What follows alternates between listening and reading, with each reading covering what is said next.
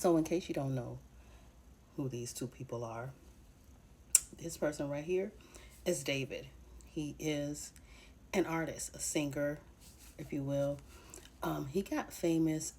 He wanted to become a gamer, a gamer Twitch influencer, but he kept getting copyright struck for the music that he was playing in it. So his mom gave him the bright idea to create his own music for that, and he got famous for the music that he was creating for his platform so he can play his games and not get struck for the music. The young lady next to him is Celeste Rivas. She was 11 years old when they met. She was 14 when she passed away.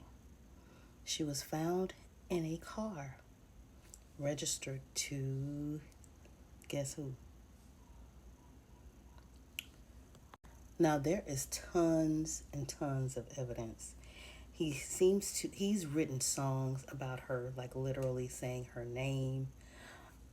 There's tons of evidence in his art of that kind of links him to what what was discovered in his car. She was discovered, well, parts of her were discovered in his car because she was dismembered. There's also a video of her, and dismembering her as well. Like in cartoon form, he had a whole anime where he unalives her and he dismembers her.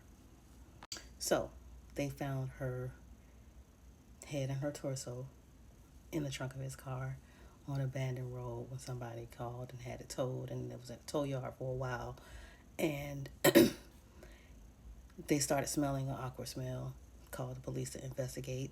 Lo and behold, they found the remains. Eventually came to the conclusion that the remains were of this young lady. Many connections. There's videos of him live on stream with her. There is video of him, her being in his chat. Like I said, in his music, she is his muse. And if you hear it and you kind of connect the dots as to what's going on, she's his muse. But that ain't what I'm here to talk about. What I want to talk about is something else, because he might have another little situation going on. So there are leaked messages between the young lady that passed, a girl, she's a child that passed, and I don't know who this person that she's communicating with. But long story short, in these conversations, she's talking about how she basically was intimate with this guy named Gus, and she was only intimate with him because he got mad with her because, last time they were together, she refused, and, but she says she only bleeds with David. Interesting tidbit in addition to everything else. But here's the kicker. Gus is no longer with us.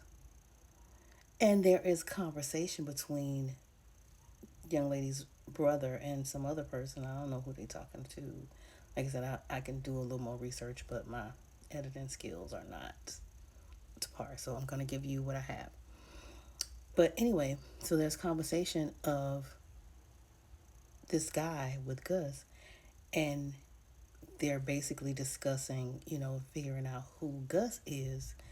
And Gus, like I said, was somebody that she was intimate with other than David. So he was like, oh, do you know who he is? And he was like, yeah, he's unalived. And they're like, oh my gosh. And he was like, what happened? And he was like, he got pew-pewed, right? So they was like, is it David or something, something other than that? And he was like, other stuff. But it's just weird. You know what I'm saying? Like I said, we know he is obsessed with her. The songs, the music, the people, the vixens in the videos look like her. And like I said, the gag ain't even a gag. She passed at 14. She didn't even make it to her birthday, but he was, you know, since he's met her, he was releasing albums on her birthday because her birthday is September 7th. So he was like releasing albums on her birthday. She was found on the 9th. Somebody said he was hoping that she was found on the 7th, so it could be full circle, whatever the case is. But yeah, um, I'm gonna put the text message threads at the end of this video so you can see what I'm talking about. But this is disturbing, to say the least.